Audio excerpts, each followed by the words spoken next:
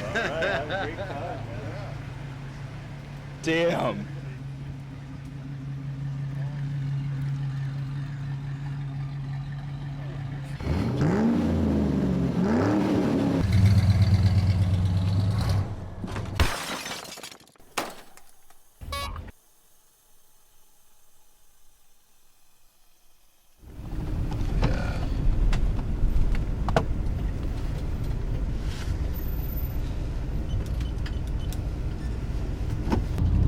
Got a super secret code that hasn't changed in years. Everybody has it.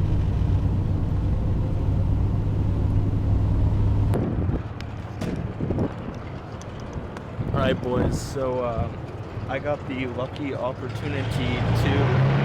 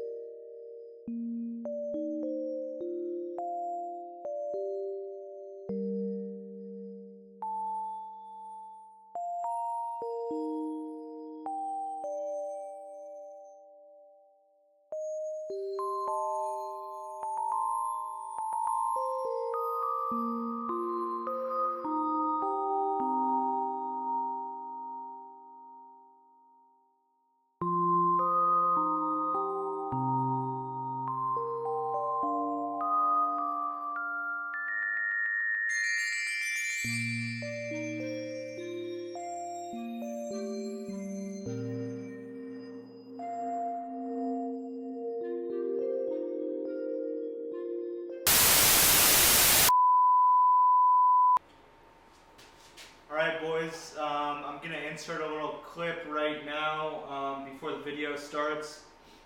Just wanted to say, first and foremost, haven't uploaded in like probably 2 weeks now. Apologize for that. I've been busy, been doing a lot of stuff.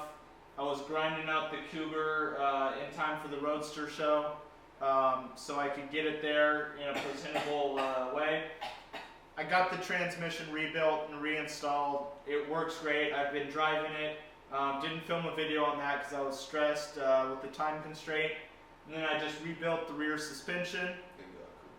Yeah, so I was doing all that stuff in time for the Roadster show. Then of course the Rona came to town. Roadster show got canceled, not postponed. So I'm not going to be in it at all. And then I also drove 4 hours one way to go look at my dream car, a 71 Chevelle SS 454 4-speed, black interior, red with black stripes, except this one didn't have black stripes. Yeah, it was not as advertised, so I didn't end up making an offer. It was just not what I was looking for. Sadly enough, I went on Craigslist and donated some blood to a stranger so I could afford that car. Yeah, so now I'm not getting that. But with this video you're about to watch, I met a guy named David through selling my Corvair. He invited me out to work on his race car that he uses for a series called Lucky Dog Racing, similar to my Lemon. And yeah, I was pretty excited to finally get to weld on a car, so I didn't do as much filming as I would have liked to, so this thing's going to be kind of piecemealed together. Apologize for that, but I'm really thankful that he let me come out and do that, and I'm going to be doing another one of these wrench weekends, and then also a video of them at the race. So it's going to be more put together in the few weeks to come. So let's roll the clip. Oh, and if you haven't already, watch the Speed Race and Jason podcast with me. It's great.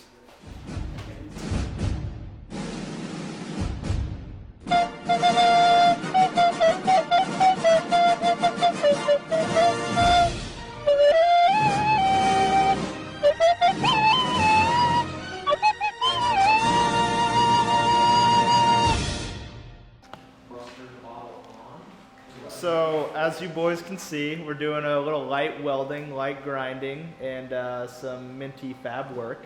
Light welding, heavy grinding. Yes. I was tasked with doing the... Turn your autofocus off. Oh, you did? Okay, there we go. Tasked with the inner door skin, just grafted that back on. And you did a fantastic job. Oh, wonderful. Did little panel work to prevent some water in the rear here. Hitting a few more spots up on the other side. Trying not to blind myself. Yeah. So we're making good headway here. I'll keep you guys updated.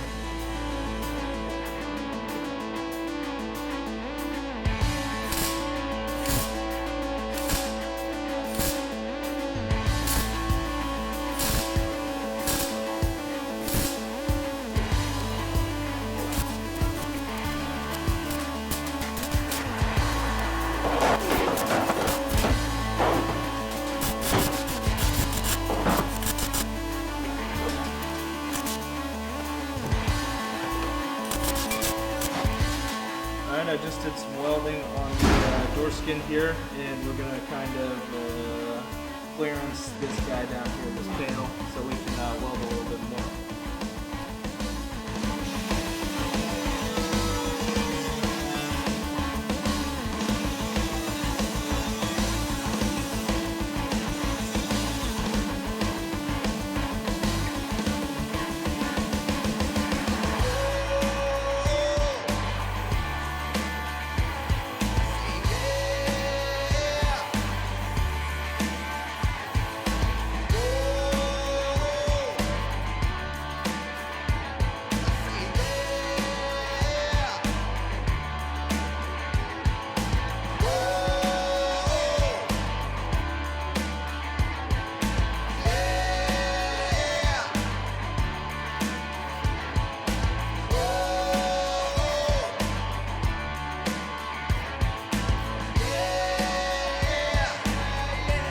Yeah, perfect.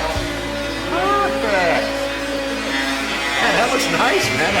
That's probably the best welding out of this whole thing is the stuff you just did. That's awesome. I just hit it with a pass of welds all the way down, and now I'm going to work on grinding this section down on the bottom, and then I'll weld this in, tack around here by the vice grips, then we'll take the vice grips off and grind that and weld that, and then we'll be good with this whole panel. I think I did a pretty damn good job for my first time welding. So this thing's pretty much a beauty. Diamond in the rough. Do you mind telling me what it is, what you're doing with it? Yeah, it might be a little hard to tell right now in its current iteration what it is, but this started as a 94 Miata 1.8 liter and 4-cylinder, and this little car is our race car today, but it started life as a street car, and then it was converted many years ago before we owned her to a spec Miata race car. Ran spec Miata series and SCCA, and has its own SCCA logbook, but the person who owned her at that time rolled her end over end and put a kink in her frame, so she was no longer spec Miata worthy, and so she was then sold to another gentleman who turned her into a grassroots endurance race car. And this little car won the first Pacific Northwest grassroots endurance race that was held in Portland over 10 years ago. This car beat all other cars and took first place in a 24-hour endurance race held in Portland. So she's got a little bit of a race legacy. And my friends and I were doing track days. We always aspired to do wheel-to-wheel racing. And our driving instructor happened to be the owner of this car, the one who won the endurance race. And he knew we were looking to step up into wheel-to-wheel. So he said, guys, I've got a car for you. And this little car had sat under a tarp for 4 years out in his storage yard, never been turned over. And he said, this would be a great race car for you and your buddies to get into.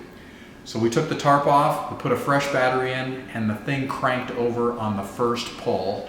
And I think that was just signs of things to come. She's super reliable. We have dubbed her Half Pint because she's small but potent. And so what we're doing this off season, as you can see here, we're adding some aerodynamic treatments with a front splitter. And the air dam is off right now, but we're going to install an air dam, which is going to add better aerodynamic performance and some downforce. We're also going to add a rear spoiler on the rear deck lid so we can balance out. You never want to add aerodynamics just in one end of the car. You want to always strive for balance. So that's what we're doing this off season. We're also doing some body repair work. And thank you, Kyle, for your efforts here in helping us make Half Pint beautiful again. You're behind the welder today, so we appreciate your help.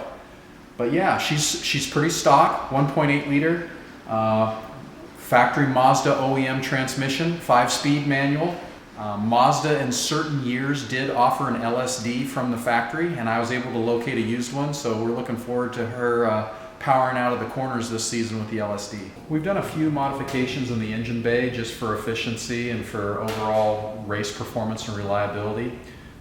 We've fabbed up here a cold air box so that we can get cold air into the throttle body. We also upgraded the coils to LS coils just for hotter spark ignition. We've also taken off the factory OEM exhaust manifold. We've added racing beat headers just for added performance and a slight horsepower tick. Up front, we've added Eibach sway bars, which has tremendously helped the handling. Half Pint's one of the best handling cars in the series that we run now, and that's because of the tweaks we've made. We've added a 2-inch drop motor mount, which takes the motor down by 2 inches over factory height, which lowers the center of gravity, which again, a lower center of gravity helps with handling and cornering. And again, that's where this team makes its money, is in the corners. We're not going to blow anybody away on the straightaway, so we make up time on the corners. We'll walk around the brakes and talk to you about them. A lot of teams upgrade their brakes, but Half Pint's really light. She's only about 1,800 pounds, and so we run the factory OEM brakes. We like that from a cost perspective because these disc rotors are only around $30 to $35 to replace them. We're running the factory OEM calipers. We do run brake duct cooling to keep our brakes cool because we're running anywhere from 6 to 7 to 8 hours at a time nonstop in an endurance race. So keeping your equipment cool is important.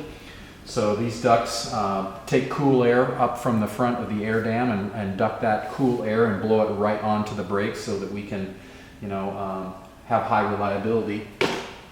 Also, from a suspension standpoint, we're running factory OEM control arms. Nothing crazy there, but we are running Eibach springs and Bilstein dampers, which is pretty much your traditional spec Miata suspension setup. We got that from Mazda Motorsports, and so that's pretty racy. It dropped the overall ride height and then stiffened things up where we need it. So we don't have any pronounced body roll anymore like you would find with an OEM street Miata. We're pretty flat going around corners, so again, really helps with our handling. One thing that we've done for reliability, because we're running for several hours at a time and we're taking high-speed corners and your fluids tend to get pushed out to the far reaches of your equipment and you have starvation issues, is we've installed an AccuSump, which helps keep oil where it's needed, even at high centrifugal forces that are pushing the fluids out. You might have starvation issues, so the AccuSump isn't going to get you any horsepower or performance increases, but it is certainly a reliability and longevity add that we've put in here. Other than that, we don't have a lot, anything trick going on in the cabin. And basically, 5-point harnesses were required by the race series that we run a window net for safety. But we do have a heater in the car for some of our early season races that happen in April in the soggy Pacific Northwest in the early morning hours when it gets cold. It's nice actually to turn on that heater and have a little warmth. But as you can see, we're an open cockpit. We've cut off the windshield and roof of this car. Gives us a distinct look. We don't see any other Miatas out there that run that setup, but it gives us a distinctive look and it keeps us cool, and really a real fun situation here. Now, one of the things I wanted to show you why we're in this off season, we're doing a lot of body work. Last summer at Portland International, we got rear-ended pretty significantly and crumpled up the rear of the car. So fortunately for us, we had a parts car available. So what our team did is we skinned the back rear clip of our parts car. We trimmed off all the bad parts. So what you see here is actually transplanted body panels from our parts car that we have placed and transplanted and then welded them back in place. Nothing structural was damaged on the car. This is basically just appearance and sheet metal and body panels, and we want half pint to look as pretty as we can, but nothing structurally was damaged in the accident, which was great. But Kyle, I know you helped us out here doing some nice welding jobs here, and we'll come over here and make it look pretty. All right, boys, so I had an absolutely amazing day working on this thing. It's much higher quality than the 81 Omni that you guys saw in my Lemons video. I'm truly thankful to get an experience working on this thing and actually being able to weld. I think I did a pretty damn well job. But yeah, this thing's super sweet. They've got a few videos up on YouTube of it. It's Chasin' Racin' on YouTube. I'll put a card up in the corner here, and I probably threw in some clips throughout the video, and I'll put some more stuff down in the description. So hopefully I can come back again or even follow them along on their racing series this year. If you guys would like to see that, just let me know down in the comments. Let me know if you love it, if you hate it. I love seeing that hate. Leave a like, comment, subscribe, and maybe even thank David down there for letting me tag along here. Thanks, boys. All right, boys. Hope you enjoyed that one. So you can see we're working on the T-Bird and the Cougar today. We've done some wet sanding. Looks great for the blender turd or cream puff. Just wanted to say, David's got some merch on sale. I'll throw up some photos right now, as well as myself still selling those stickers. So if you want some of those, go check those out. You can DM me on Instagram or email me at businesselcokyle@gmail.com for either David's stuff or mine. Help support the channel in the least bit possible. Looking for a new project car, thinking a 68 Javelin that I'm going to build an engine for. So stay tuned for that. And we're going to work on, what is it, a 54 MGB? Yeah. Doing a brake job. About to pull the Datsun out of the barn. I've got a bike over here that I'm putting an engine on. Yeah, so stay tuned for that. Hope you enjoyed the video. Leave a like, leave a comment, subscribe, put some hate down in the comments, and check out all those links down in the description. Thanks, boys.